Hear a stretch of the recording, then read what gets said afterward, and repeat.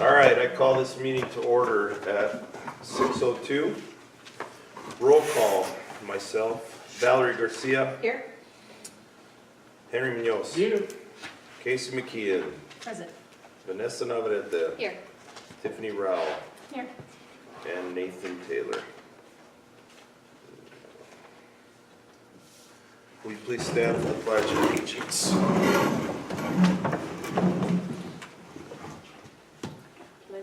Allegiance to the flag of the United States of America and to the republic for which it stands, one nation, under God, indivisible, with liberty and justice for all. No special presentations now. Okay, we'll skip number 4 because there are no special presentations. To the consent agenda pursuant to section 2-4-6D, matters listed under the consent calendar are considered to be routine and will be enacted by one motion and one vote. Prior to consideration of the consent agenda, the chairperson will ask whether any members of the council request any item to be removed from the consent agenda for separate discussion. We have a motion to approve the consent agenda. I move. Vanessa moves. Any seconds? Second. Valerie seconds. Consent, all in favor? Aye. Any opposed? None being heard. Consent agenda passes. Number 1, minutes of regular session minutes from January 24th, 2019. That's consent agenda. What's that? That's the first one. That's consent agenda. All right, no problem. All right. Number 6, new business, discussion of the annexation. You want me to start yammering? I yammer well. Everybody seen these? Sure. Everybody had a chance to study, look at, consider? Are there other alternates? No, there were, but this is what we, the final alternate. We can choose, if we so direct, to tell the engineers to add or subtract something. All the property owners that are in this Boxton area are on the enclosed spreadsheet. The way the law works is we have to get half of these people to sign on. It's either half of the, we have to get half in 2 ways. We have to get half of the assessed value and half of the number of people. So on one of those 2 votes, Mr. Lira, who owns a 5,000 piece of property, like a quarter of an acre in the area, has the same vote as Emrys, who has several hundred acres. Oh, On the other vote, the other calculation, Emrys and one other person could swing the whole vote because they have over $1 million worth of And you said property. we have to get it both ways or just Both one? ways. Oh. Both ways. So you have to have over half the people and over half the value. So one of the things we have to decide, the calculus on who will vote for and who will vote against has to be part of our considerations. I cannot lobby people. I can provide information on a neutral basis, but only elected and appointeds can actually go out and speak to the people and talk to them about their issues and answer their questions. I can provide neutral information, but I cannot lobby anyone. Right? So do we have, like, prepared pamphlets or a prepared letter that? Talking points? Yeah, talking Yeah, points no. that we can go to? No, and that's one of the things that perhaps we need to decide what questions we think that they're going to ask and that we need to have answers for. I know at least one. Am I going to be forced to join, to tap into the sewer? Are my taxes? Are my taxes going to go up? And those are all questions that do have clear answers. I do have to check on the sewage treatment plant. As far as I understand, if you don't have a main within 1,200 feet of your property, you're not required to lose your septic and go into the sewage plant. But we also have to present a plan how we're going to provide service to that area. So at some point in the future, they will be hopefully tapped into our sewer. Most likely, because the Arboretum wants to have sewer service, and we have spoken to USDA, they will not include a force main as part of the USDA upgrade. The reason being, primarily, it's too expensive. Number 2, it's got too many technological hurdles. Because a force main that long, all uphill. Say we pump 10,000 gallons of poop uphill, and then we run out of poop at the end, right? it turns off. Everything backs up against your valve, solidifies in the pipe, and now what? So you would have to either keep water flowing through the system to flush it, or you'd have to have some You'd containment. have to have more pumping More stations. pumping stations, and so it becomes a very hard technical problem, especially since the entire stretch, almost until the last 100 feet is uphill. Because it comes, you know, the actual hill crests by the airport, and it's uphill that entire distance to the airport. So the force main would have a backward gravity feed the whole way.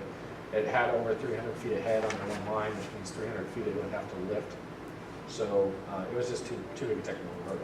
So we're back to considering whether or not we can put a small processing station out there. Our crew would want to run it, so the economics of scale would still be better than Arboretum could do it for themselves. But there's a cost associated, and we're going to have to address that with the Arboretum. So that's a moving piece. I don't have all the pieces for yet, right? But that's going to have to be part of our plan. We have to present a plan saying how we're going to meet all these things. And I shared that with the group previously. I don't know if you still have a copy of that. And it was about a 30-page document that listed the area and the proposed treaty. It wasn't completed because we were still working on this document, the actual annexation area. So, first order of business is questions, comments on the area we want to annex. So going down the list, do you have, and I know like you're not allowed to lobby, but do you have any ideas or perceptions on who you think Yes. would Are you be allowed to say? for Yes, or I can against? say I can say whose people have expressed opinions. We cannot make them guarantees to get them to sign on. The law doesn't allow us to say, okay, we'll bring you in and we'll give you a free pass on this rule or that rule. It says that we cannot do that. So we have to present them the facts without color and without distinction, right? So we have spoken to some, like the first Arizona State Board of Regents. They're part of the Arboretum. They're one of the people who started the conversation, right? So those government ones, but those government ones also do not have a vote, and the value of their properties do not count against the vote total. So the School. Arboretum's value So doesn't they, count. The school doesn't count. We went to the school board and asked them if they would be willing to be annexed. They had a vote, just a vote of interest, not a vote ratifying it. But they don't vote in it either. They're a government agency. They don't have a vote. So they don't even count against the total. So you have to look through here and look at anything that says government and take them off your list. well, even the Arboretum you have listed as a government, but I don't think that's to be true pretty soon. If you look at the Arboretum, it is state assessed. It doesn't, we will have to submit this list to the state and get some clarification on some of these items because according to the records, they are state assessed. They aren't assessed by the county. And so we don't even have, if you look at the map for the county, the center section, the one in pink, doesn't even appear on the map for the county. They don't even know it exists. You can only get this information from the state. So we'll have to talk to the state about that. When we get a finalized list, we submit it to the state, and then they go through and do their due diligence. The actual state-owned properties have to be approved by the governor's office, and that can take up to a year. So with state-included properties, it's going to slow our annexation down significantly. So you're saying they don't have a vote, but But So they I'm can't be confused. annexed without approval of the state. But they don't have a vote. they don't have a vote, but they can't be, okay. And that's, but they don't count against your vote totals. Oh, So, okay. so, So they're on the list, but if they, and say the majority, everybody else, you know, and we annex everybody else, the two parcels or whatever, they vote no, then it's just those two parcels that aren't annexed, and part of our. that, I would have to double check on, I'm not sure, but I believe with the state properties, that's true.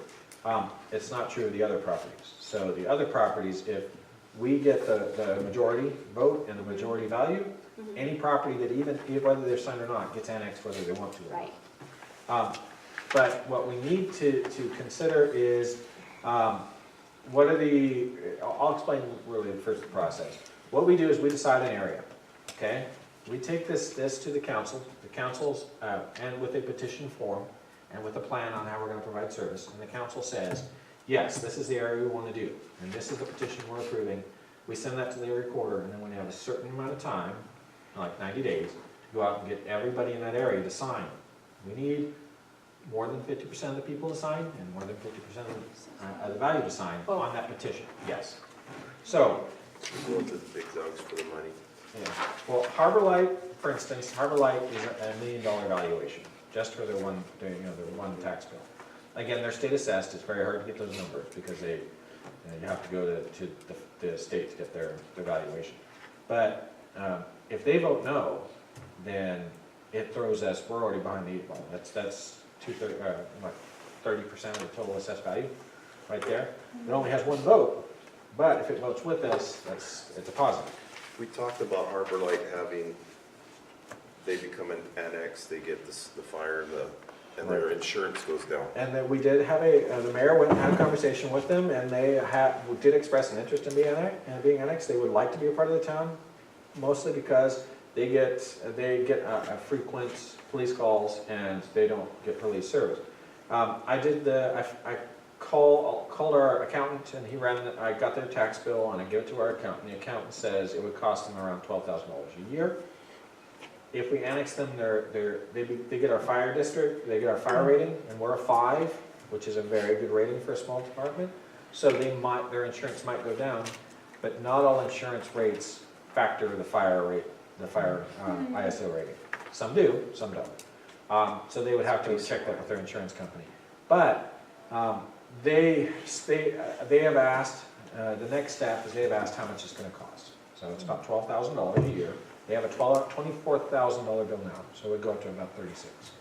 Why wouldn't they do a mutual benefits agreement?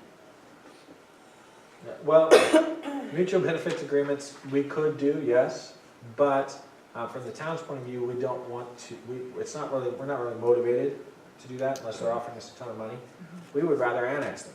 It's $12,000. $12,000 is a small chunk for them, and it's a small chunk for us. So by annexing them, if we were to sign a deal for mutual benefits, I'd be asking a lot more than that.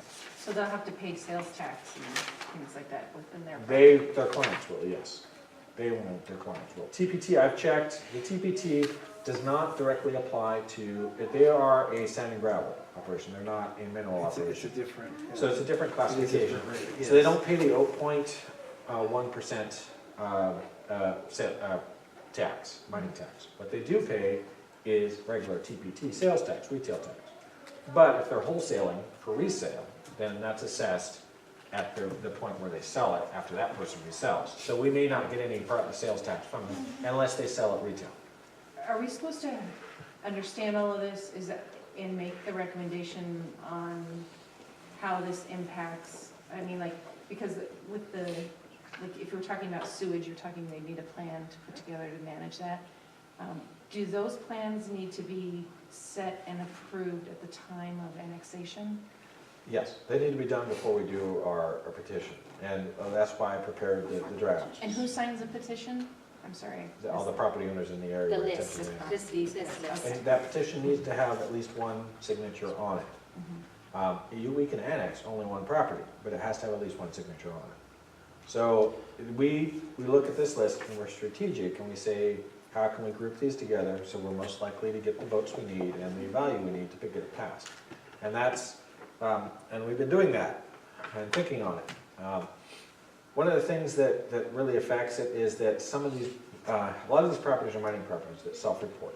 Like the Castleberry, I'm not being rude to religion, but the Castleberry self-reports, and they value that 40 acres at $24,000.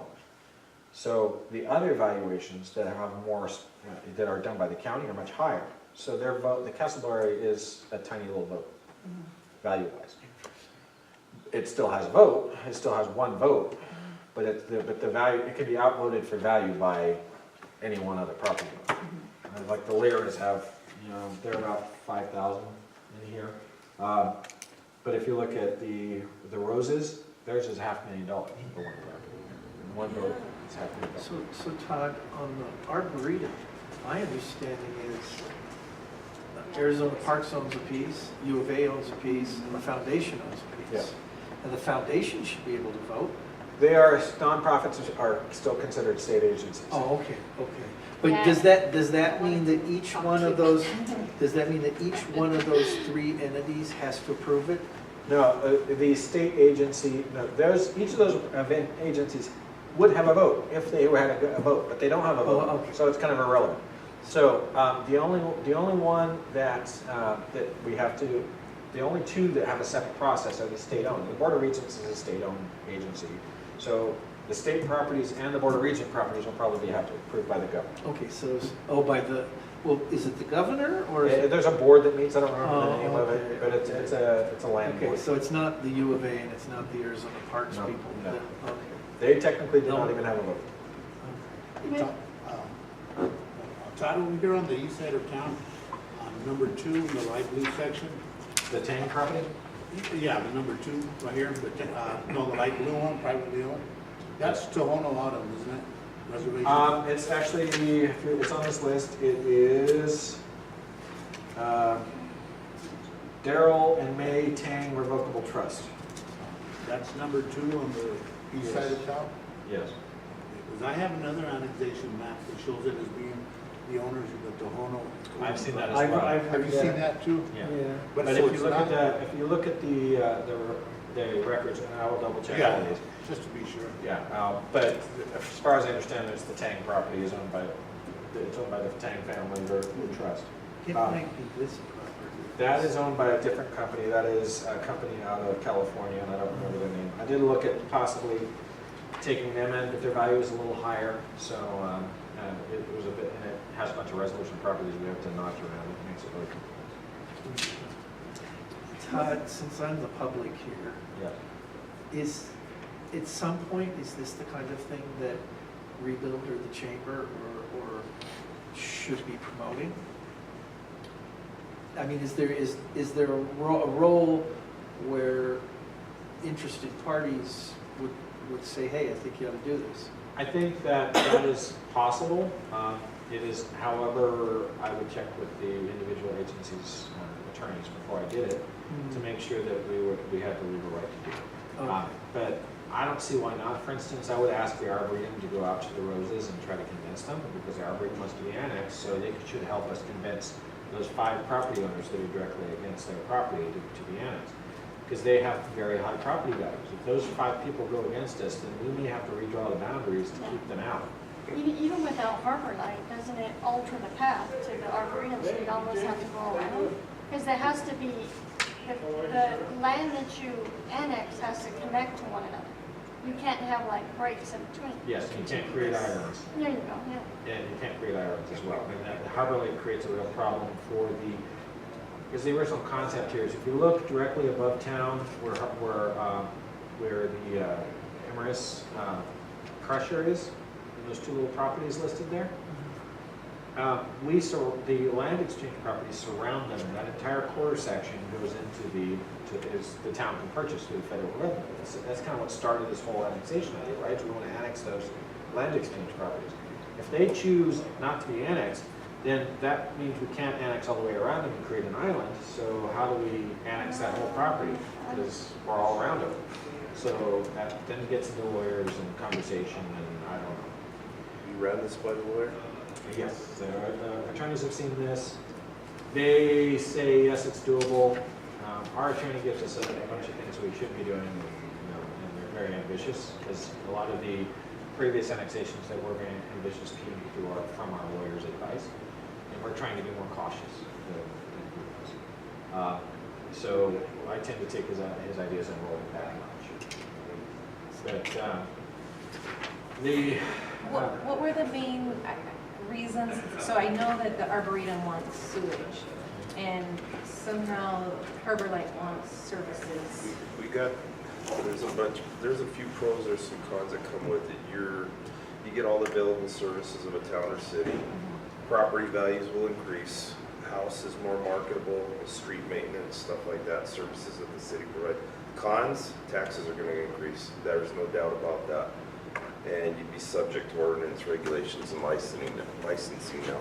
Yeah. So, And the tax impacts are less extreme than you might think, but they're still there. For instance, for the Roses, it would go up perhaps $6,000 a year. But if you're out paying insurance in that area, you're probably paying $3,000 or $4,000 a year for insurance.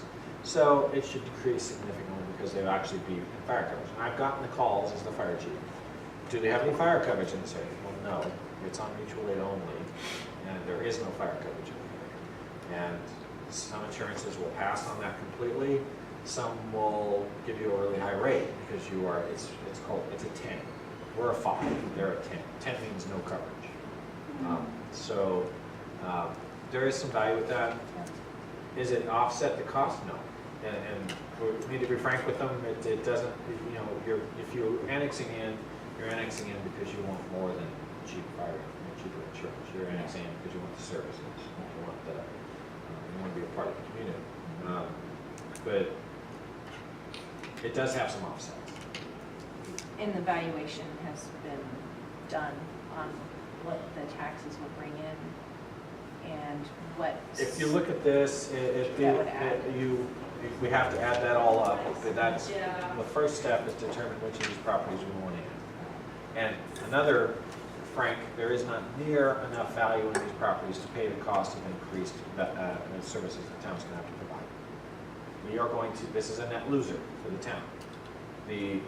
All the value comes from this annexation is the possible economic development at the Arboretum. They're talking about putting in a resort out there. There's also, you know, you've got more control of our destiny on the annexed areas. People will have to tell us. There's the school property. There's the land exchange properties. If we were to say we get the land exchange property to the north of the highway, that 1/4 section, and we take that and we triple the size or quadruple the size of our existing industrial park, and we get a major industrial user in there, well, there's our money back. But this is a Hail Mary. There's no money in it right now for us. It's going to lose us money. We have to provide services for these areas, and there isn't enough tax base to cover it. Even if you talk to the League of Cities and Towns, they say do not annex residential, annex only commercial. That attitude's all great, but go look at Claypool.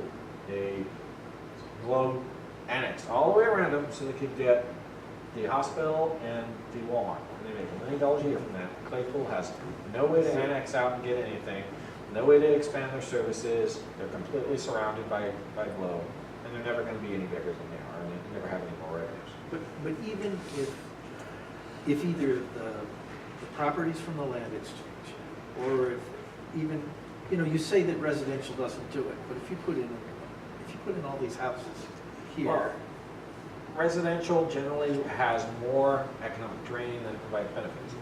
But from an economic development point of view, we want to be able to get new apartments and houses and things in here so that more employees from Resolution and the next new industrial venture we get move into town and raise the economic profile of the town, right? Right now, we have a housing shortage in the extreme.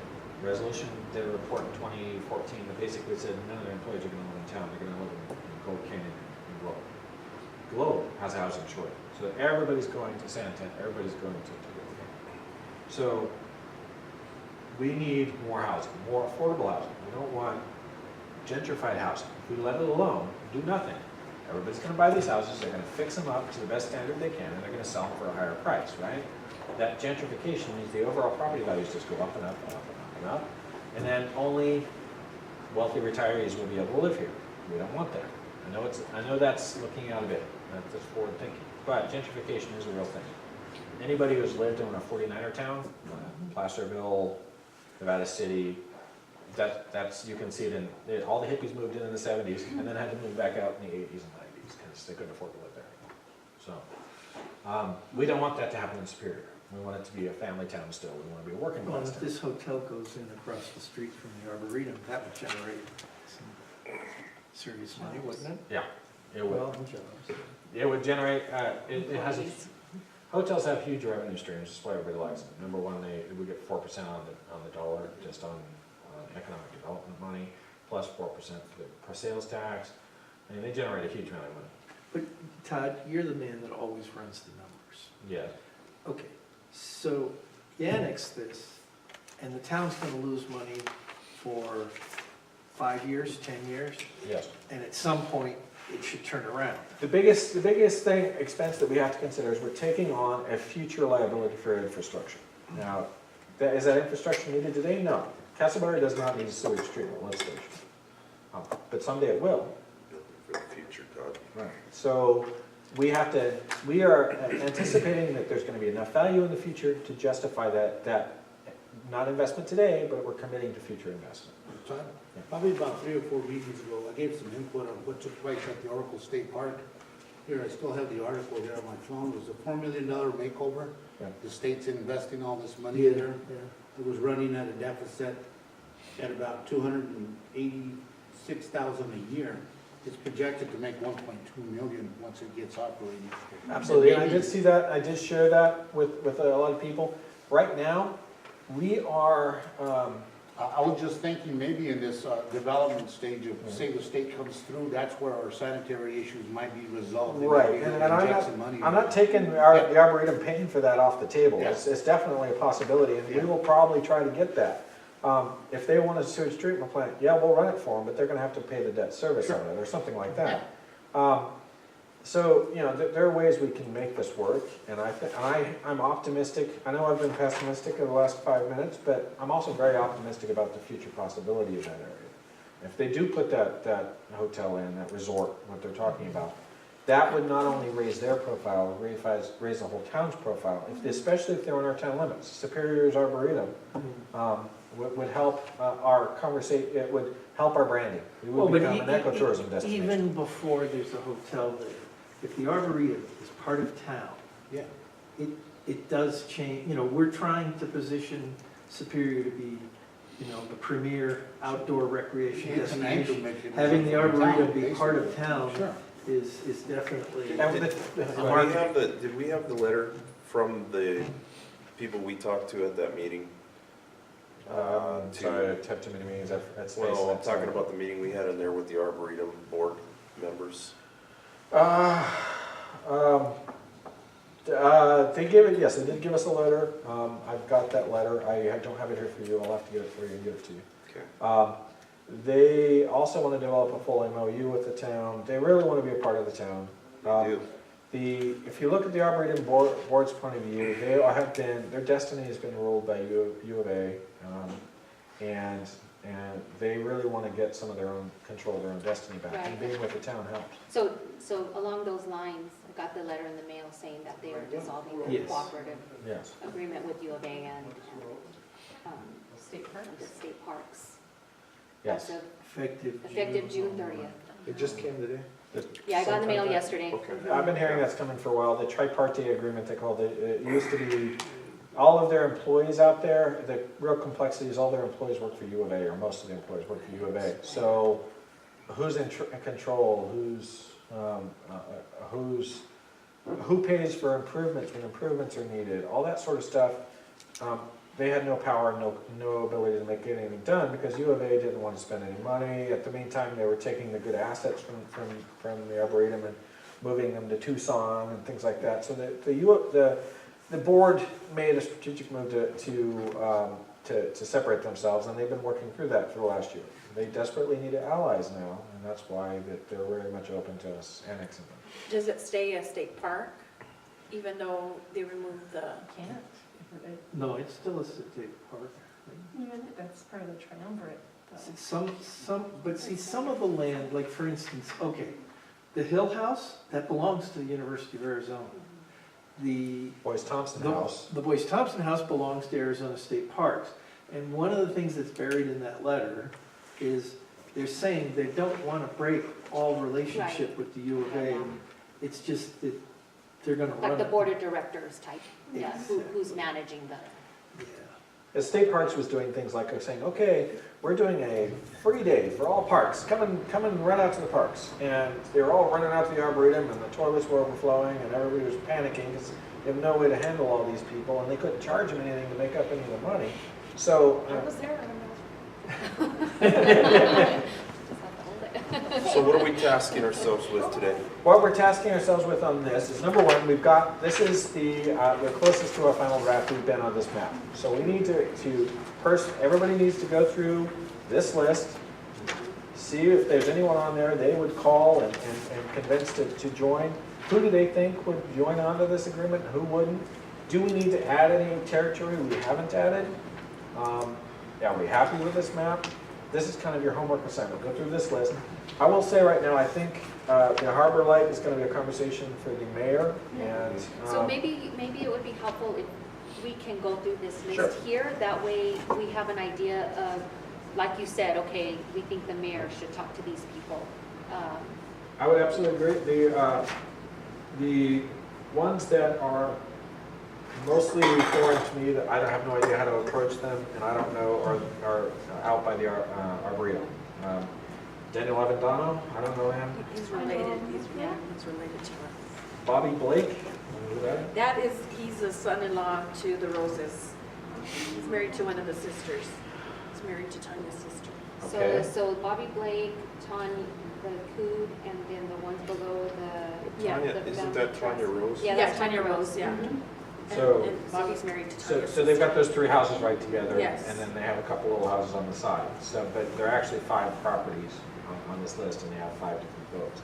So I did broach the issue only in passing with Tina Rose, and she's cautious about being forced to be in the sewage treatment plant. So I have to talk to the attorney and get a clearer answer to that, because I don't know if they're eventually going to be forced to do a sewage treatment plant. If we put a sewage treatment plant out at the Arboretum, The line will be right next to it. if it's within 1,200 feet, but it's 3,000 feet to the line. That's my information we're gonna need to know, and that's Yeah, four because hundred I and guess I don't 59,000. understand, if they already have their own method and they sign I don't know if you would call it a waiver that we have a septic, I don't know how. There's how town we would- code, we have a town code of town rules that we have for our provision of that regulated utility. And they could be So- grandfathered in, you know, and That's where the ordinances and stuff come in. Yeah. Is that It says if there isn't a main within 1,200 feet, you don't have to attach. Otherwise, it's kind of reviewed on a case-by-case basis by the attorney, or by the engineer. Well, I have to talk to our attorney and find out what that means specifically in that situation. Right, So I mean, I don't think know. really we need to go through each of those properties and know Yeah. that, right? Yeah, well, that's this question she asked me. So that affects, it's not just that one. If you look at the total value, it's close to $1 million for those 5 houses. yeah. That's a third of the total value for those 5 houses. So if we run into an area where it's a no-go, they don't like it, what we could do is change this annexation area to, as of that section, drop down and run along the old highway. But you know, Todd, I understand the sewage regulation is, you know, I have a typical property in Superior, and you don't want me to have a septic tank there. I understand that. These are big They're- properties. And they're kind of, And- no, and I I don't would- know I would necessarily think- remote, but they're I would out there. think a variance, what you're telling me is you can't get the variance before they're part of the town. We cannot exempt them from our code in order to get them to come into the annexation. That's Yeah, not okay. allowed in the annexation rules. Okay. What if you change the rules beforehand? Properties larger than. I don't know if that would pass or not. I'd have to Well, talk no, to the that's, attorney. but that's worth asking the lawyer. Yeah. If you could say, okay, if you have a property that's this size, But you see how this is a little more complex than Yes. just my reading of the code. no, I I understand. have to talk to the attorney and see what he says about And this. the county has rules about it too. I know It's a regulated utility. TAG gets involved Yeah. with sewage and septic systems as well. Okay. This is, the whole point here is they're trying to get rid of legacy septic tanks. That's kind of the whole point of the Arboretum getting in, because the state parks has rules that says they cannot upgrade or expand their existing septic Yeah, that's systems. They have to T. Yeah, replace it that's with T. sewage Well, and treatment. everybody knows that their system So doesn't work. all of these. Right.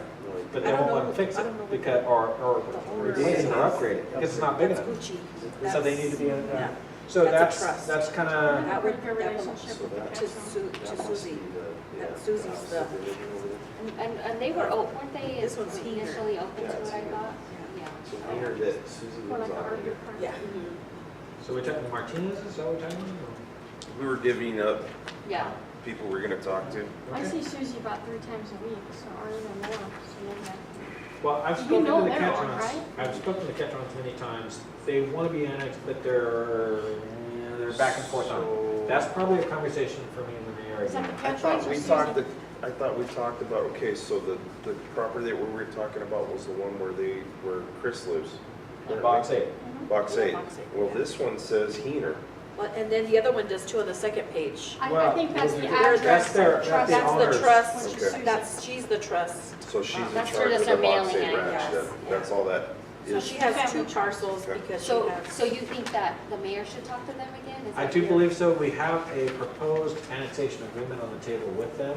And we Okay. can do annexation agreements, and annexation agreements have to be run through the attorney. We might be able to do pre-annexation agreements with some of these other people that have issues. And that's something I have to work out with the attorney, is how far can we go to pre-annexation agreements? Because if you look at the code says we can't exempt them from things in our code. But if you look at pre-annexation agreements I've seen before, they have some exemptions in there. So I'm gonna have to clarify that with our attorney, and I don't know if we're gonna have to bring an outside attorney in to handle annexations, because it's a pretty complex thing to do. The thing, Chris Ketron, the house is already on the sewer, my understanding. Yes. That's the intent limit, so it's the property out. Yes, it's the corrals If outside. they wanted to maintain, because I think they're planning on maintaining a very small amount of that as corrals, but the majority of it hopefully turning into an RV park. Yes. Now, currently you can't have Or a vineyard. horses on city property, right, town property. And there's livestock, you're allowed livestock, there's certain rules, you can't do it in a certain distance from certain neighbors, but you can have livestock in town. It doesn't. That would it's not affect for me everyone. greatly because I'm one of the ones who. Are still out there, They're right? the corrals, if you look at the corrals down by the fire station, those are in town limits, they're all sorts of animals out there. Oh, okay. You just have, there are rules, you have to have a certain distance from your neighbors and stuff. Is there like a fact sheet that if we have these discussions that we can say this is Yeah, why that would be this nice. is- Why we're considering it and, Would and, you know, these are be willing to sign the this petition? services, yeah, Here's what we're offering and here's what the problems are, is that what? Yeah, and maybe even some of the goals of the Tell town, and people how what- it's gonna benefit the future. And All if, right. and you can also go out with us. I to can go and explain- provide neutral information, I cannot lobby, but I can be there to provide neutral Because information. I don't have a problem going to, you know, to the Roses and and their children. I just don't feel like I know enough to be able to answer, you know, some of those complicated I can questions. absolutely provide neutral You information, know- I cannot try to convince them. You know- Is there a you know what I possibility think? to have a group I- meeting and invite these people over for a discussion to where we can? I have to talk to the attorney, See if it's but possible? I do believe it's possible, but it's, I think that would I be think good. one-on-one meetings are probably our best approach to start with, and then bring the group in after we have a read on how the group is gonna react. You know what, I think each one of you guys, and maybe public if it comes to, could have the fact sheet Yeah. and get people interested. And then, like you say, if they're gonna have a question you can't answer, and I think it's perfectly fair to say, oh, you know, I don't know that, I'll either get Todd to tell you, or we'll get together with Todd. Or we can schedule a meeting and say then, Mhm. if this day Sure, we're actual gonna have a meeting. information, not with anything that'll make them go somebody one from way or the the other, so. It's a crime for me to to attempt to lobby anyone, it's an actual Well, we state don't law. want you to go to Same sale thing over. at school, so. Any town employee can provide neutral information, which is, you know, it's a fine line to draw, Yeah, some people can. but you just have to be very careful when you do it. Because, for instance, Amherst asked me how much the tax was gonna be. I can find that information, I can provide it to you, because that's just Right. facts. But you still have to say it's in this range. Yeah, here's a rough estimate. And And based on your last tax bill, our accountant says that it would be approximately $12,000. But that's just neutral information. And if you don't join, we will never help you, and your place will burn down, and we'll laugh. What you can say to someone in that situation is that the town has jurisdiction to interdict an emergency situations within its boundaries, it does not outside of boundaries.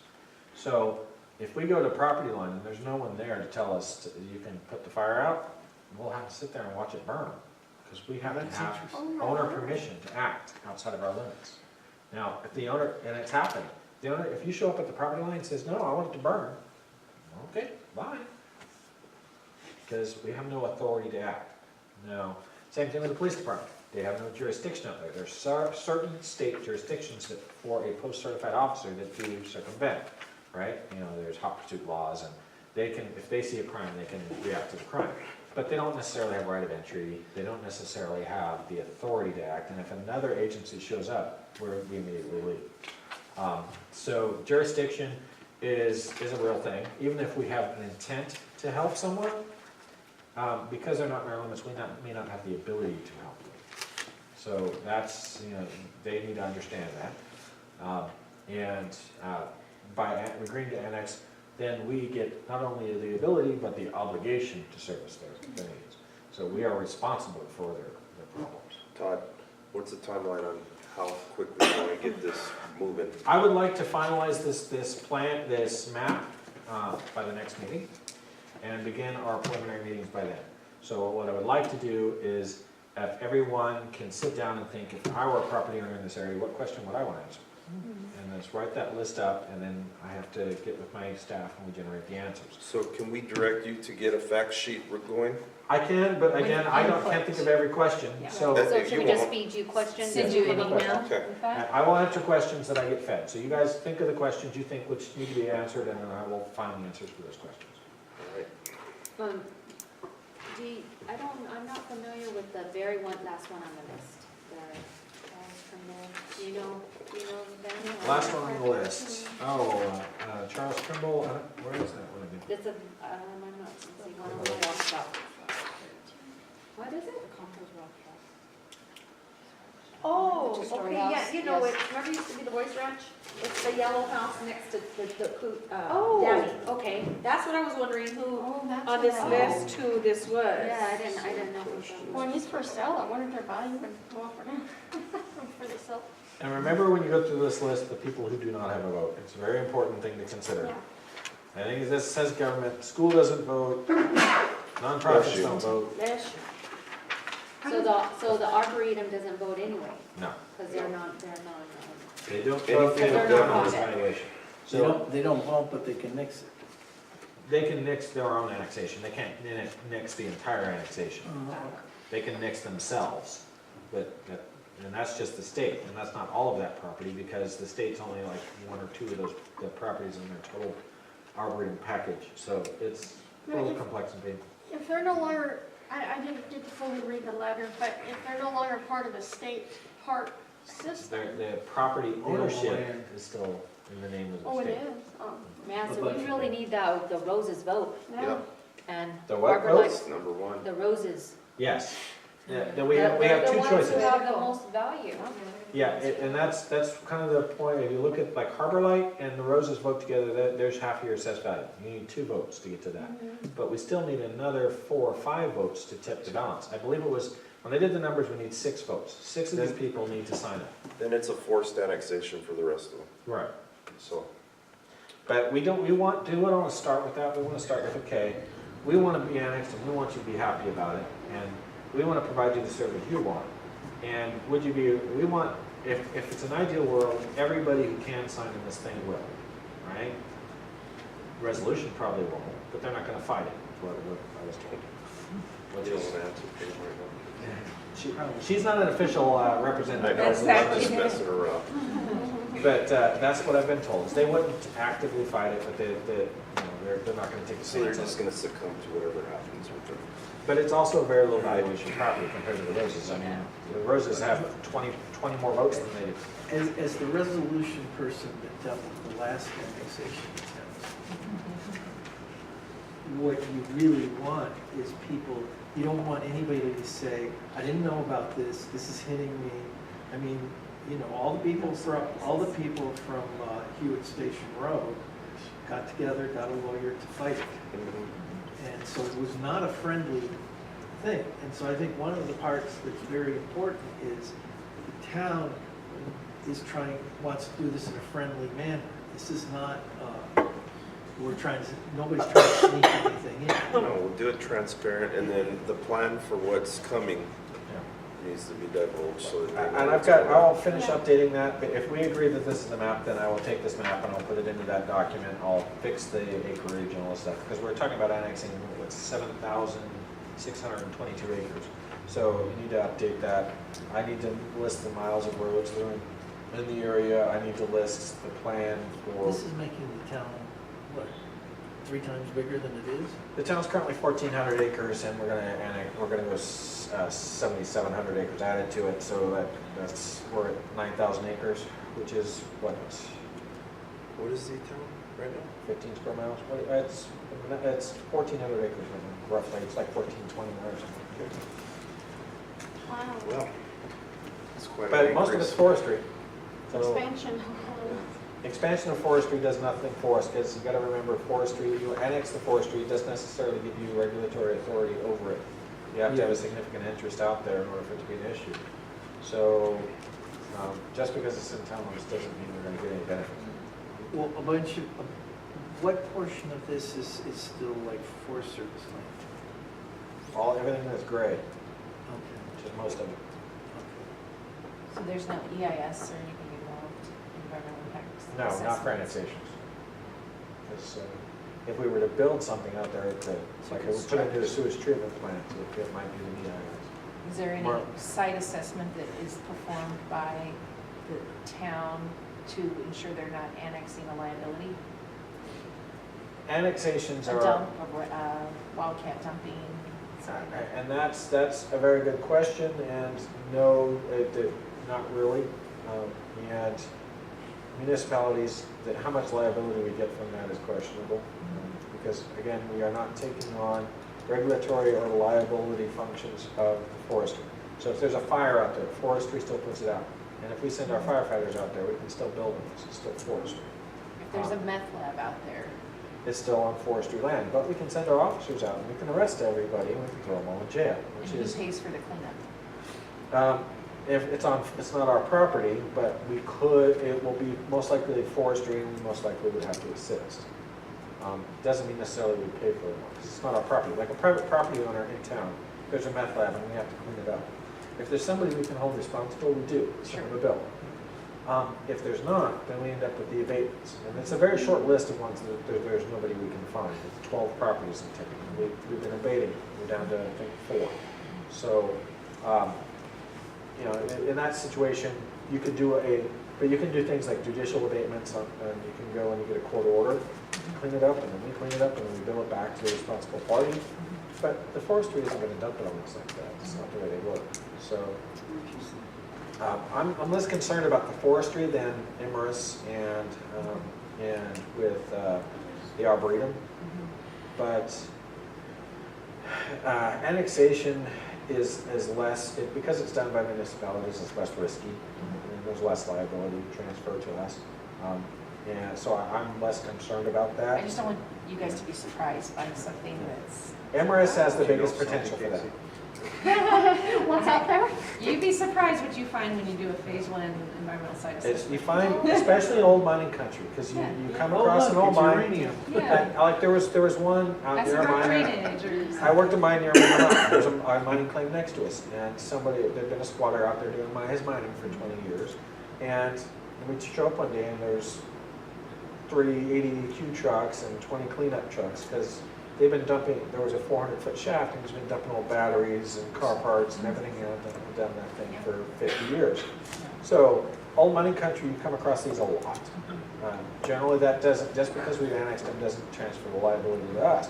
But that doesn't mean that there's somebody standing there at the site to clean it up and then we may not be stuck with the bill to clean up. Will this require like another full-time police officer, being that we're kind of not doubling? but- That's a fire. question, but if you look at, for instance, Tono National Forest, Tono National Forest is how many million square miles? They've got 1 officer. So vacant land, the number of officers that you have to put on for that is much lower. Right. And I guess I'm thinking the distance, if you have a call out there and then you have a call in to town. be frank, we already covered it. Oh, it's already, So it's not like if there's a call at the Arboretum, anybody else goes. Yeah. Superior Fire goes and Superior PD goes, and we cover it already. And did they pay you back? If the ambulance goes, the ambulance gets to bill for it. But if it's a refusal call or a fire call, we put out their last 3 fires and then bill them it on. All right, any other discussion on annexation? Okay, so coverage of what we've got going for that is, you know, don't try to exempt people from the ordinances and whatnot, trying to tempt them into annexation, we know that already. Finalize the map by next meeting, so I'm assuming we're gonna do this a month from now. Yes. And you guys need, homework assignment is to get your questions ready that you would ask if you were being annexed, Yep. to try to head that off at the pass so Todd can get a fact sheet together. The sooner we get those questions to him, the better. Moving on, discussion on the following plans and agreements between Resolution Copper Mining and the town of Superior. Number 1, park improvement agreement.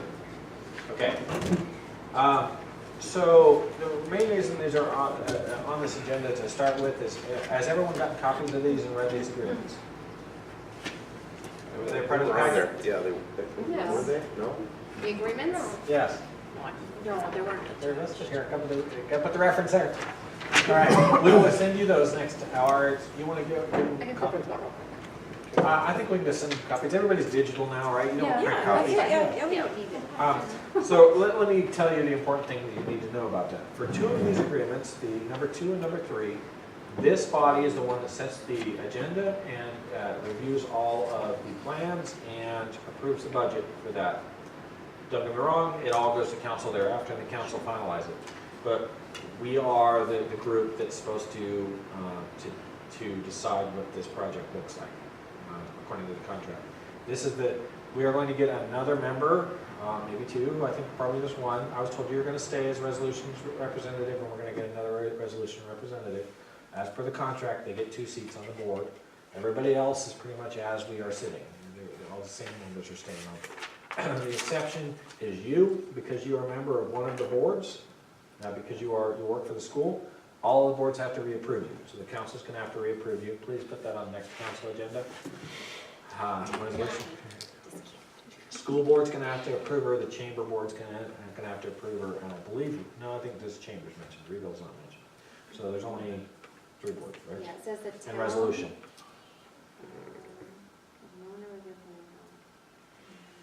Yeah, Histon had mentioned something. It says each of the member organizations. So it's the school, the town, resolution, and the chamber.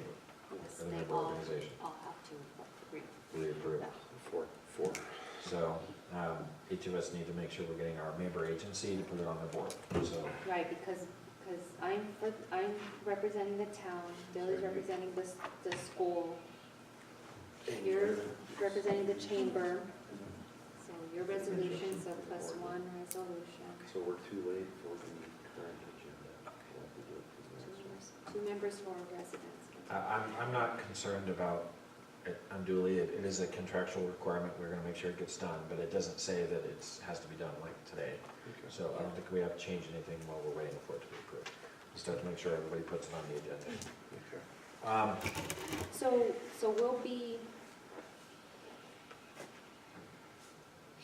So we would have 3 members from the community.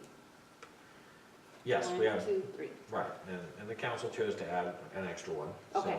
and I'm not going to go back and make them change it. Originally, we had student leadership on there, so we had a student leadership representative, and they took that off the contract, but we're not gonna take Nathan off the report. So- Definitely not. So, this is still a council-appointed board, and the council decides it. Okay, I decides it. just want to It make. doesn't say we can't have an additional. Right, it doesn't, I just want to make sure like we're not gonna run into. Yeah. It says it will have these members. It doesn't say there won't be any more. Okay. So the contract, it has some requirements for us, but it also has some awesome benefits. Let's start with benefit number 1. We have $200,000 to spend on the US 60 park. That agreement doesn't mention this board, so this isn't the regulatory agency for that board, but I would prefer we facilitate it through the board. The people who are supposed to work with us to determine what that playground looks like is the student leadership. They're mentioned in the contract, and they are going to decide what the final playground looks like. So please reach out to your board and tell them that they, that initial planning meeting they had and their follow-up research is going to have some meeting, and we probably ought to put a meeting together to talk about what it's going to look like. I've got all the designs from Heston, so we can start talking about it. It's $200,000 to be spent on playground and other playground improvements. So the playground itself, I believe, was $169,000. I believe this is about $30,000 to spend on improvements. Some of the things that were discussed in the capital improvement plan for that park is nearing completion and will be done at the April council meeting. And it includes recommendations for improved lighting and for a dog park, for some other improvements in the park.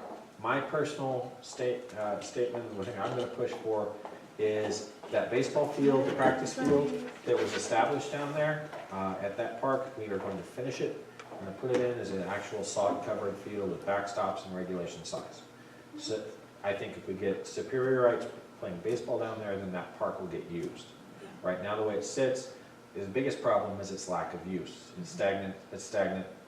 The wrong element starts using it. If there are tons of people down there, lots of light, lots of activity, then the undesirables aren't going to want to hang out there.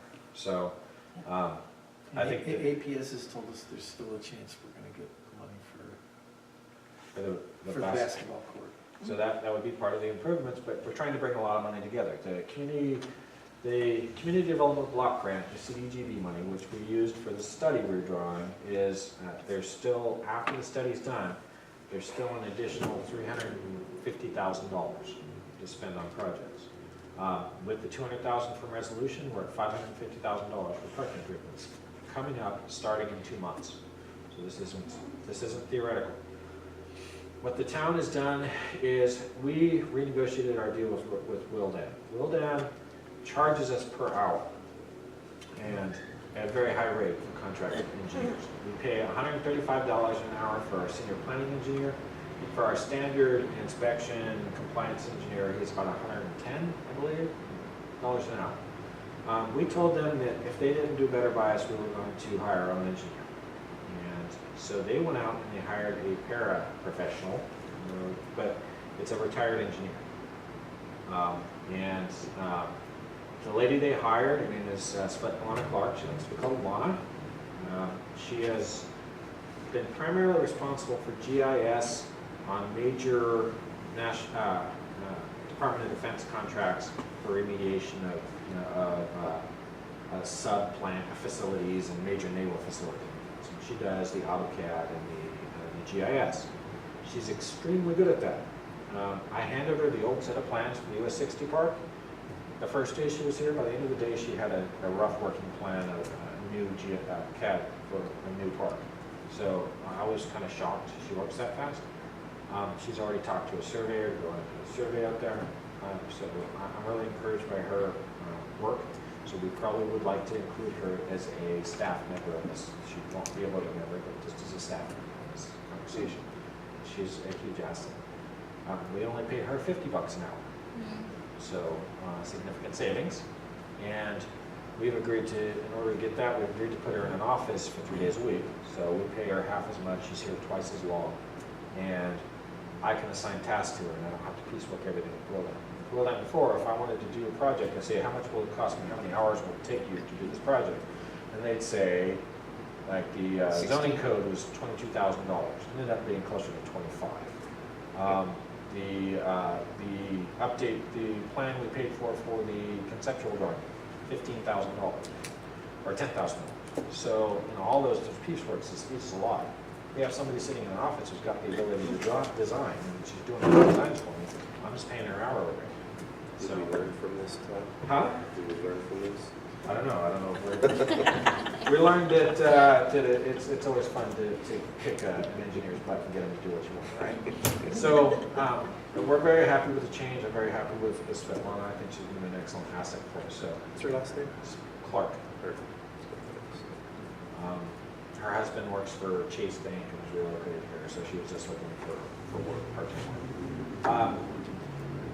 So that was the first park improvement agreement. So it's less work for us, but it's part of a larger project that we're all going to be a part of.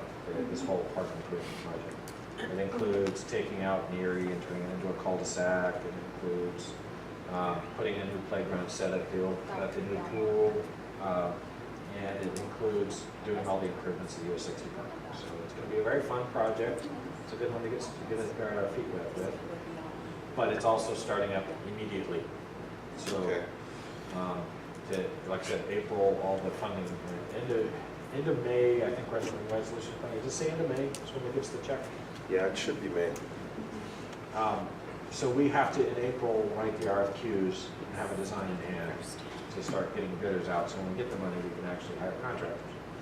So we're on kind of a short turnaround. The Entrepreneurship and Innovation Center gift agreement, which Is that the is, incubator? yes, it's a business incubator. It's, what it's going to look like is to be determined. What the first step we're going to do is we're going to write an RFQ for a consultant to come in and write a plan. And it's less money the first year. It's only $100,000 the first year to hire this consultant. In that period, the town has to remodel some space and find a place for this incubator to be. It's going to be the old band room. But in order to be the old band room, I've got to create new space for PD, so I have to move PD storage over to their wing, and I have to build a whole new structure, a new office space in one of the existing classrooms. We have to fix the storage rooms that are the old locker rooms on the other end of the building, and move all the storage for Optimist Club and Historical Society out of that building. Then we have to bring in our crew, and we have to put a bathroom in there and put some small offices and rip out the staging and get it ready to have the business incubator moved in. And we have to do all that in the first year. And it's $100,000 to just write the plan, It's $100,000 to hire the consultant to write the plan. and then another X dollars to do all the physical activity. The physical activity is our match, because the town's paying for that. We're using the land bank money, hopefully, from the sale of town property. So we'll be selling the Belmont, and we'll be selling the senior center. But in order to sell the senior center, we're going to put the senior center up here. Lots of moving parts, things kind of release, right? It's like we're playing chess here, we're not playing checkers. But if I get that money in, that's, between those two buildings, that's $500,000. If we sell the Laurie Lodge, it's another $200,000, so we're about $700,000. So that gives us seed money for the land bank. Right? The land bank concept is to purchase properties, improve them, and then resell them to get these dilapidated buildings on Main Street back in service. Right? So Paying taxes. and paying taxes. Get a business in there so that it's not falling into the street. And you have that set up already, that mechanism. The mechanism is a theoretical, there is no land bank in Arizona, there's no law behind it. So we are doing it as a theoretical concept, but we're still running it. The town's a fiduciary agent, the town's the operator on it. It's just being dropped in a fund, and that fund is going to be used for this operation. So it doesn't necessarily have to be a separate agency. Land banks are generally separate nonprofits that are economic development corporations that do it for you. But since Arizona doesn't have that in law, there's no real way to transfer land property to a land bank. So the town's going to have to remain the fiduciary.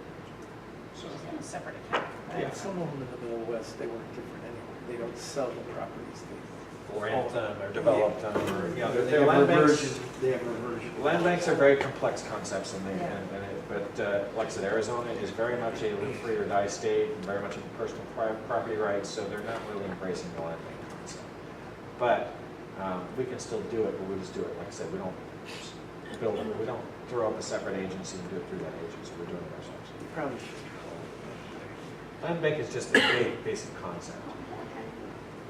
All right, so I talked a lot again. Someone's going to tell me shut up. I want to go home. The last agreement's the Multi-Gen Center. Multi-Gen Center is for $2 million of the funding. That gets us half of the way there, right? And this agency, and with a lot of help from external people, is going to have to try to generate the last. We're going to take our next, well, the council's going to have to approve applying for this in this way. But we want to use the community development block grant money next time. And, you know, the stuff we're using for the park this time. Every 3 years we get that money, which is 2 years away. And that's about the time we're going to be doing construction. So we can use that for, it's roughly $500,000 right now, but we don't know what it's going to be funded. We can use that to build the parking lot. So that's happening. Does that count as match? Yes, it Yes. counts as a match. And then we have to, the contract says we find from ourselves or from other sources, they don't want us to go into debt. They want to help us lobby and get more grants, find grant sources, and they'll provide support trying to get those grant sources. But in the meantime, they funded Rebuild Superior. Rebuild Superior has some consultants that are really helping us out with the project. And they're finding grant sources and shaking the trees and talking to people and trying to get money. The more money, we have 500,000 I've said so far. There's another 130,000 through USDA. There's 50,000 for community building. There is 50,000 because we're within a certain distance from the border. It's called something, I don't know, Colander money. I don't know what it is. It comes through the SID. And it is, and the last 30,000 is because we put this project 3 years ago in our capital improvement plan for the entire county through CAG. We get another 30,000. So all told, that's another 130. So we're at 630. There is some capital money available through the county for libraries, and there's also you can get a certain amount for capital, and then it's much easier to get program money. So we could get the money to put the computers and to build the stacks and to put the books in there, much easier than to get the capital money. But we're gonna have to spend that money anyway, so it counts toward our match. Same thing with some IT stuff for the incubator. For the incubator, what I didn't mention is it's $1.29 million that we have to come up with another $400,000 in matching investment. And like I said, the modifications to the building are probably going to total around $100,000. So we need another $300,000 for the grant sources. And we'll probably look for things like, if we want fiber in the building, we'll go for the E-rate program. If we want, we'll look for a bunch of little things to try to get all of that funded. So it sounds like you're gonna need a grant writer. What I've Or been do you do doing, it? what I've been Yeah. doing, I've been doing a few grants, but I try to stay away from that because grant writing is very finicky and very time consuming. It's not just writing the grant itself takes no time. Figuring out your scope, pricing that scope out, getting 3 bids on it, picking the highest bid because you're going for a grant, then you get the money, then you have to do your regular reporting on it, you have to price that out, you have to get 3 more bids so you can pick the lowest bidder, then you have to build it out, then you have to do your final reports, and you have to do your proper billing. The actual grant is a tiny little part of the overall project. We pay CAG, I think, $5,000 to write a grant for CDGB. We pay them $50,000 to administer the grant because it's that much work. So for these grants that I've been applying for, I've been using CAG just as a grant writer. They just wrote a grant for us for $400,000 for brownfield money. Brownfield is you go into a contaminated building with asbestos or mold or lead-based paint, and they remediate it. They wrote that grant for us for $1,500. Now, if we actually get the grant and we have to administer it, it would cost us a lot more than that. But if we administer it ourselves, or we get Rebuild to administer it for us, we would cut some price out. And but that could be something. This building, I'd be willing to bet somewhere in this basement has asbestos. So if we use it to clean up, it's part of our match. So all of these things, they add up. We just gonna have to be creative in our grant sourcing. Just to look for a grant that says, I pay for you to put one brick on top of the other. You look for one that says, okay, I put workout equipment in your gym. I put a basketball court inside the walls. But I think those, I don't want to say any grant's easy to get, but I think those are kind of easier to get than actually brick and mortar. Yeah. It's more like. The first $2 The million is grants are probably easy. the hardest, $2 Yeah. million to get, right? And then now the rest of this money should be a little easier. Right, definitely. I And- think definitely, this is a positive because I think that when you're writing a grant or you're reaching out to these other organizations, when they already see that you have somebody who's already invested $2 million, they're gonna be more willing to invest. And we're talking, we're presenting to opportunity zone investors as well. And because they have what they call social responsibility investment, what was that? I forget that phrase. But a lot of these big investors, they don't just want to see the return on investment, they want to Triple see, bottom line. they want to see that the community's improved and that it helps their reputation and that it has a positive social impact. And there's a huge push in the venture capital business right now. They're all going to these conferences and talking about social impact investing. And we are presenting to them. One of the things that's happened is Chicanos Per La Casa, CPLC, has adopted the town pretty much, and they're trying to get an opportunity zone fund funded. Opportunity zone, geez, I'm gonna shut up here any minute. Somebody poke me when you're really trying to talk. Opportunity zones mean that if they take a capital gain from somewhere else and they reinvest it in a fund that operates out of Superior, they pay no capital gains tax if they leave it here for 10 years. So all of these big people who have huge capital gains are looking to invest in Superior.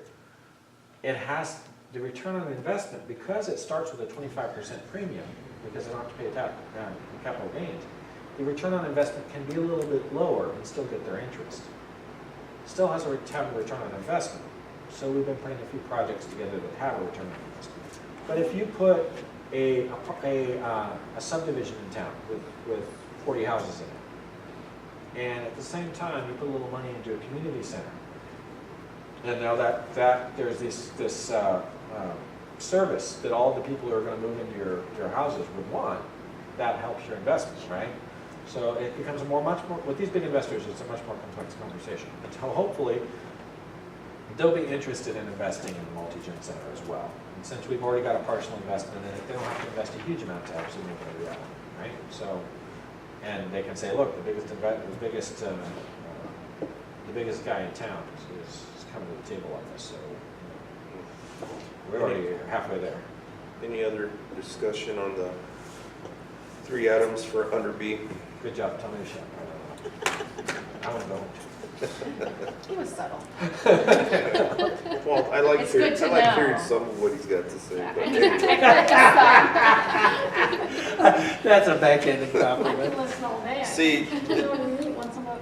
discussion on Davis Experience Leadership Workshop on March 26, 2019, time to be discussed. All right, the Davis Experience is a nationally recognized architectural firm. They're going to come in and help us update our conceptual drawings a little bit so it doesn't look like a rejected dentist's office. There is a workshop where they're going to get stakeholder input on what they think this building will look like and how it ought to be. I push back on the concept that we want design by committee. We've already had our committee. We don't want a whole other committee to come in and give us a whole bunch of thousand ideas and make it a $15 million plan. So it's not a charrette, which is what that would be. It is just a stakeholder meeting, and we're going to give our input on what we think this building ought to be. I insisted everybody from this committee be invited because you're the decision makers on it. Because originally they had not invited you. So you are all invited to this thing. So it's on the 26th. They haven't set a final time yet. As soon as we do, Arlene will communicate that to you, or we will communicate that to you. And if you can attend, please do. All right. Any other discussion on that? Okay. Pencil in March 26th at a certain time. Number 7, summary of current events. You want to start, Jim? You got anything to say? He's not a committee member. He has no. Well, let's skip it. I can't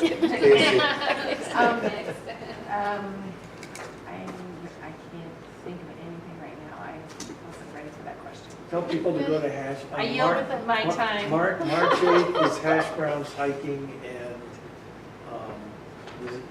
Hash Browns hiking and history. So go, you pay $20 and you get to hike out to Pinell City and you get to hear all about it. Oh, really? It'd be awesome if it wasn't. Who's leading that hike? Lost? Well, this is a Lost program. The last one had an amazing turnout, and it was a geologist from ASU, and he went up the Lost Queen Was it Creek. Dr. Singh? Dr. Simpkin. Oh, He was, he's good. he was great. So this is, The archaeologist from the forestry is the next one? yes, come on, I'm having a senior moment. No, I don't know. Paul. Well, anyway, he knows Pinell City, and I've been on it before. He can tell you what each building is. Anyway, so that's worthwhile. And then next month, it'll be another one going up Queen Creek, and they'll talk about the history of the old US 60. On the weekend, right? No, only No, on Fridays. No, the idea. For retirees. No, let me explain why they're doing this. These are all on Second Friday. And I can tell you that the last one that was this month, February 8th, one person went into the antique store, dropped $1,000. Somebody else, other people bought stuff at the Random Boutique. And those are the only two store owners I talked to. So this was Mila's idea. And it brings people in the day of Second Friday, and the idea is hopefully they stay in town and spend some money and go to some restaurants. So, very heavy winter visitor groups. I want to go. Yesterday, I went to take a short hike up Queen Creek, and I ran into 20 people from one of I the saw a bunch RV of them parks. gathered out there Yeah. with their sticks. So, yeah, It's nice. Well, that's cool. it's being used. It's a good deal. From Good the deal. Chamber's perspective, we're knee deep in the Minor Festival, which is Yeah. what that. 15th, 16th. Oh, yeah, 14, 50, 60, Yeah, something I like even that. sent out the wrong dates And on the I'll pass this on, contract, because I just got the, this will go up on Facebook, but Teresa Cartier needs volunteers for the beer garden. Not just the beer garden, we're needing volunteers everywhere. Okay, You well, got a she's couple asking for hours. the beer I garden. am voluntold at the beer. You are You're voluntold. voluntold, yeah. Anybody else, I mean, everybody. My favorite place to be. I think the kids zone might need a couple of volunteers still, I think. You don't want me in the kids' zone. Yeah, Take charge of that. Yeah, I don't know if you guys are full yet, but No, anyhow, we haven't. that's, Yeah, Looking we're forward meeting to it. tomorrow, yeah.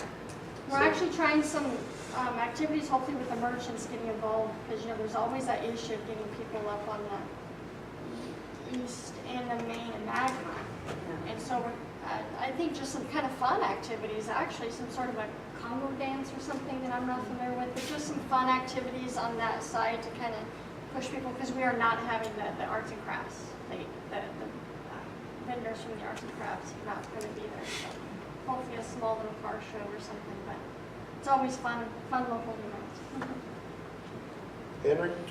Nothing, it was good to see the snow.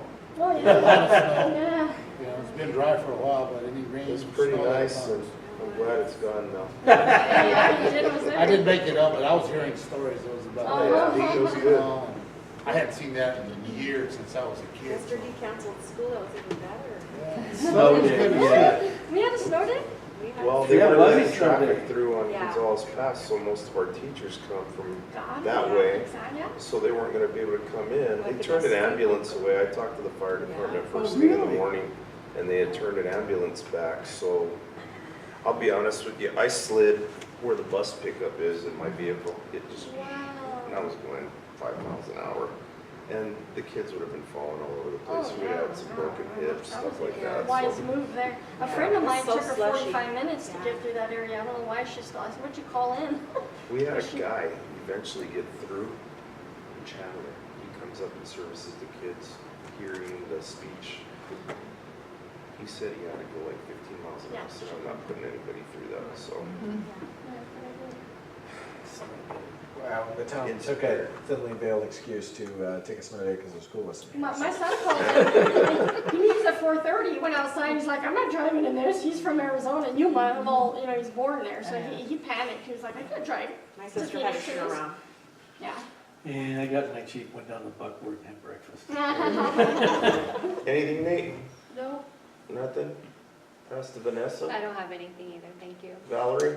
We're, the youth council and the junior high student council, we included the elementary. We're gonna be attending the mining days at the Capitol on Wednesday. Oh, that's great. Nice. Kids will love When it. is that again? Wednesday. Wednesday. Yeah. Very I'm not nice. going, but people from my work. Yes. We'll have a booth there. Oh, okay, so good, yeah. some people from And my Chambers work will gonna be have a booth there as well. Oh, okay, great. Okay. Yeah, so we'll have a bus full. And then Steve is gonna take a van and then bring the kids that need to be in Miami for their game so that they can get on the bus by That's 2:30, good. so that they don't miss out. Nice. So, yeah. All right, last but not least, we got fiber running up at our school now Oh, through Triplet Mountain Communications. That was told to us today. We were looking for a couple of teachers at the junior high and the elementary. I need 2 teachers at the junior What high, do you need? math and language arts. We've got To some finish leads. the school year No, or no, for no, no, next, no, for no, next? for next year, for next- Okay, I'm like, oh my 19, goodness, 20. what No, happened? no, we're good to go for right now. The town and the chamber will put your job posting up if you give it to Yeah, us. Okay, we will do that, and we also need one more elementary position. We filled another position today. We filled 2 over there so far, I believe. And we have leads, we're just waiting on paperwork, background checks, stuff like that, so we'll see what happens. I'll let you guys know on that. Parent-teacher conference is March 7th from 1 PM to 6 PM. We have a mock DUI at 9 AM It's next week. on March 7th also Thursday, yeah. at the football field.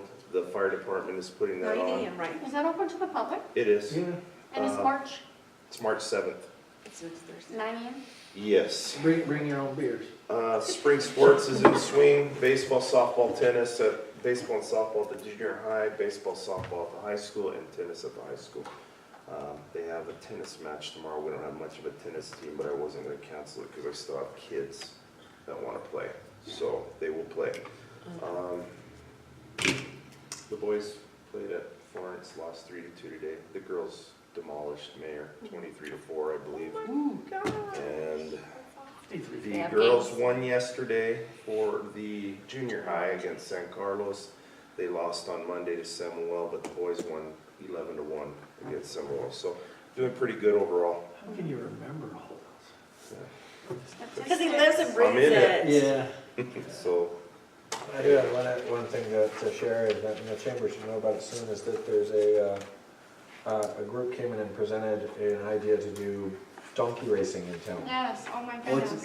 We did It's that on My high daughter's already been school. sponsored. It's gonna be It's fun. happening. No, I don't, but I. They had it at the For some gym. reason, I think they used to do them Well, here, this- like this- liability pictures. Yeah. This is a That's little, kind of the this nice is not, timing. this is not what you're thinking. Oh, This is, dang it. this is like, there's the ones that go marathon like. You're basically you're following along. They don't ride a donkey. It's Oh, not you're a not riding riding it. I was like, oh my Yeah, God. what- Me too. I was like, I'll volunteer. What they do is they have a little pack on them that they have to have a gold pan, Gold a pan, pickaxe, and It's 30 pounds, 30 pounds. But there's also what they call donkey cross, where it's like a 5-mile run, and It's just a donkey. it's just a donkey, you run with the donkey. But they say you could be the best marathoner in the world and still lose, because the donkey could decide at any point to say, It's- "This is it's- mine." So they've been doing this, She's they've been doing stubborn. this 75 years. But we found like, Oh, that'd during the be meeting, we so found like 3 videos Tradition of donkeys on parades on Main Street, so, you know, we're We are really- going to be the That'll donkey, be- we're gonna You be need the it. ass That's another capital of attraction there, Yes. Arizona. The only one in Arizona. That would be wonderful. Yeah. So I think the first one is going to be in October. And then the idea is, if that goes reasonably well, and Oh, nobody that'd gets be great. sued. No, the idea, the idea is the mining competition is the big deal in mining days on Saturday. Yeah. And that this would make Sunday a bigger deal during Oh, mining yeah. days. Because they're gonna start on Main Street, end on Main Street. So they're gonna Main Street and then do a little trek out in the desert somewhere and then come back and Through your end on front Main yard. Street. Do you bring your own donkey? No. Well, they have there's- runs No, so the ringers bring their own. Yeah. But no, they're They're all rescue donkeys from they're- Arizona. Yeah, you get a rescue dog. And it's about $100, and they're hoping that Oh, I- we'll businesses have will to put on the sponsor and there'll be a little, But you know, with to all these advertise your bigger things, business, and like that's my. really Okay. Albo will have the first donkey. Well, that's, yeah. My Well, I Well, Albo will be the grand marshal. Yeah, he'll have to be the god marshal. I'll definitely Yeah, sponsor. there was I've a just been funding- sponsored already. way funding signs. We're looking for funding, we don't have it And yet. that's becoming such a big. That's the big business. problem, we don't have any. People Okay. in your. That's why I'm, So I this, think these are that's all where I funded. got mixed up, All because kinds I of thought we fun. did, Well, you no, know. some of then we got these a ones they name were tag showing in the middle me of in town Leadville, also. Colorado, Yeah, these were 12 they hours. still ought to do that. I think so I too. don't know, I don't think so. Maybe that should I be would on the die public short that consent today. Let's do a half marathon. Well, they had one that they said this guy always wins. Yeah, He we goes give a out lot the to, night we'll put it before on the agenda for and next he time. hides beer all over the place. And he's Yeah. running this marathon with an and he picks up a He's beer. pretty smart. Apparently he wins all the time. She's into the donkey. He's one of the stars. I do think that the notes for this meeting should include that Casey brought up that, you know, does the Forest Service cover meth lab cleanup on? I think we're the only town that would have somebody, you know, check that out. There is actually, and I didn't say it for that specific thing because I was thinking it was a bigger picture, but for meth labs, there's an actual strike force, a task force that made up of a bunch of different agents that do those It's a meth lab hazmat cleanups. thing, so that's Right. what we got. There's a task force for I that, make but, jokes, but I wouldn't want one next but to I was assuming you were talking about more Oh. nebulous hazards In rather. general, a Yeah. That's just hazardous what dump came to site. You look at the She watched Navajo Breaking Bad. land- Yeah. You look- You look at those places where they have all those open places with uranium pits. It's like, my God. Hey, number 8, we're done with summary of current events. I don't want to keep anybody here any longer than we have to because we've been here a long time already. Number 8, scheduling of next meeting. That's stating March 28th, 2019, 6 PM. Sound good? Same place, same time? March 28th, couple of homework assignments. Don't forget the questions for the annexation. Think of the name for town square. If you can. Oh, a name for town Name square. for town square? Town circle, town And then- subject. What's the town, what's the? Because remember for wayfinding, we need to have a destination. Don't forget. What's the destination that describes our downtown? Wayfinding is signs that lead to Didn't we- places that are were specific in asking town, like about for the- instance, hospital sign, tourist attraction over here, post Oh, office, yeah, whatnot. yeah, yeah. But in order to put a sign up on the Right. highway, there has to be a named destination This is for where it to go Owl to. fell off. So we have to come up with a name. You say downtown Superior or. You can't say historical district or nothing like that, does You that can- work? Historical district does work, but there's specific guidelines for historical districts, so Okay, that, so you that, have to be careful for that. it gives me a headache just And thinking we'll about talk about it next time, so we'll get into it, just be aware that it'll probably be on next agenda, and the naming of the whatever. Number 9, I need a motion to adjourn. I make a motion.